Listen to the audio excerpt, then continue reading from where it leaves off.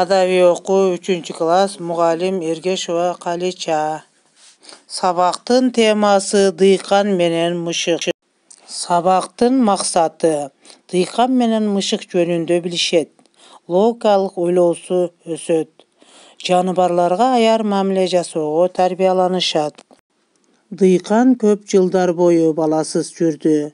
Байбичеси экөө балалуу болууну, аны эркелетип сүйүүнү самады. Бирок тагдыр баланы көпкө кечиктирди. Ошо жылдары алар бирөөдөн бала мышык сурап алып, баладай бакты, эркелетип сылап-сыйпап чоңойтtu. Мышыкка берген баланы мага неге бербедиң деп дыйкан менен байбичеси көз жашын көлдөтүп жүрдү.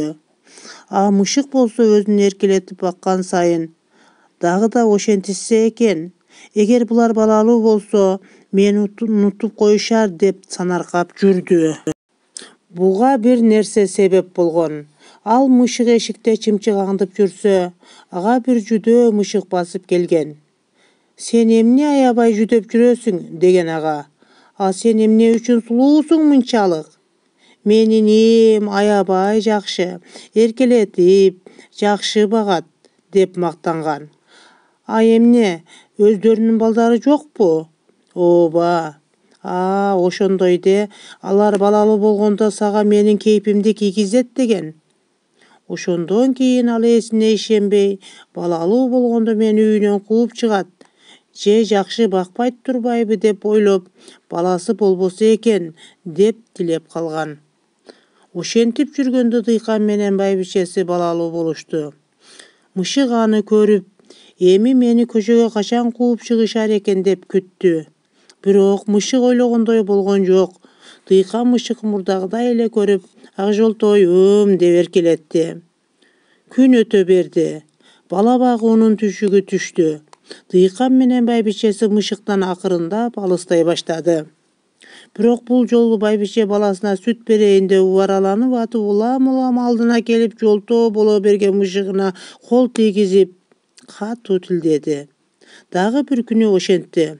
Мышык аябай таарынды. Ал бир жолу бешикте бөлөнүп жаткан баланын жылуу бетине жатып алды. Бала бооргулданып тердеп, дем чыгара албай калганда гана байбиче көрүп, бул кара санатай мышыкты үйдөн кууп чыкты. Жакшылык жарашпаган мышык ошентип үйдөн куулуп талаалап калат. Жай өтүп күз келди. Дыйкан быйыл көп түшүм алды. Кампасы эгинге, кооросу малга толду. Байбичеси, баласы үчөө бакубат оокат өткөзүп жатышты. Кампада эгин көп болгону келемиш чычкандар көбөйдү. Капкан койду. Болбоду. Кыйтыр келемиш чычкан ага түшпөдү. Дыйкандын айласы кетти. «Мышык багалы?» деди дыйкан байбичесине. «Мышык бакпасак, келемиш чычкандар жаныбызды койбойт го». Дыйкандын айтканына байбичеси асман айдан түйүлүп макул болбоду. Ары айтып, бери айтып, акыры көндүрдү. Кампадан чыгарбай камап, чычкан алдырып, оокат ашка жакындатпай турган болушту. Ошентип, дыйкан мышык издеп чыкты. Эч ким мышыгын бербеди. Себеби түшүм жыйналып, ар кимдин кампасында эгини көп, чычкан да көбөйүп турган кези эле. Жолдо баратса алдынан ашка, жүдөгөн, үйдөн куулган бир мышык жолукту. Тааныды, караса, баягы өзү кубалаган мышык экен. Аны көрүп, дыйкандын жүрөгү дүр эте түштү. Мышыкты карап турду. Мышык да ээсин таанып, ага теңселе араң басып келип, бутуна жыгылды. Бечара мышыктын дарманы кетип, өлөрүнө аз калыптыр. Мурдагы ниетинен кайткандыр деп ойлоп көтөрүп үйүнө келди. Үйүнө алып келгени менен байбичесине көрсөтпөй кампага кое берди. Мышык чычкандардын азабын берди. Кампадан бир тоголок таң алдырбай жакшы күзөттү. Ошентип, дыйкан мышыкка болгон таарынычын унута баштады.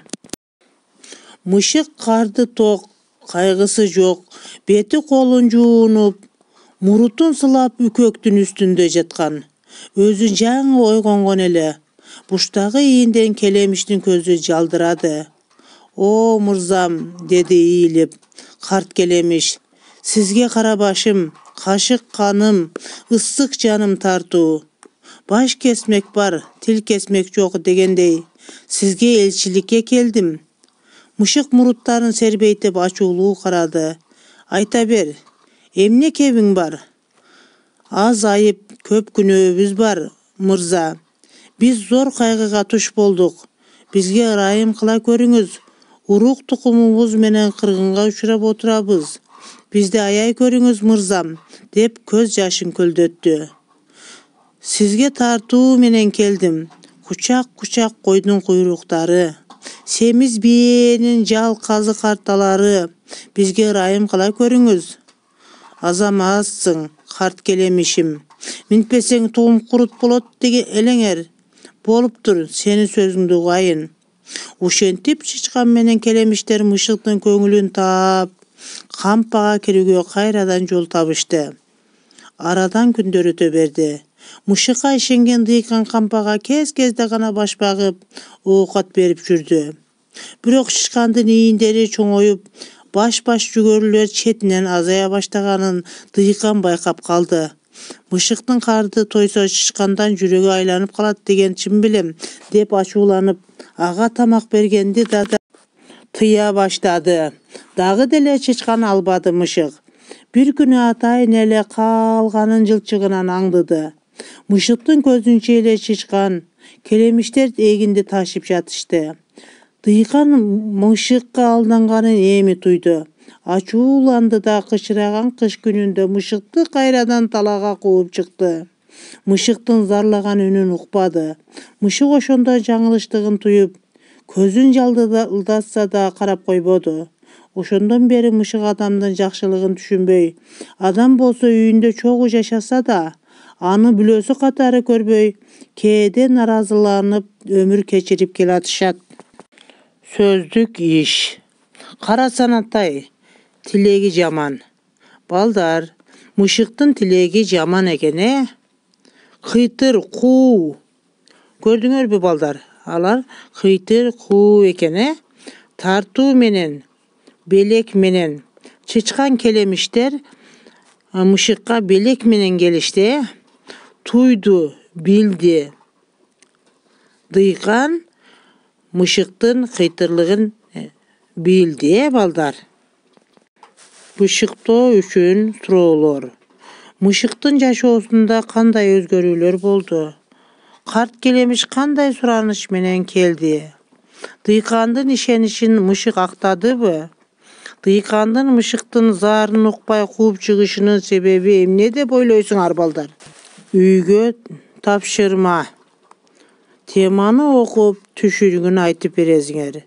Текст боюнча сүрөт тартып келесиңер, балдар.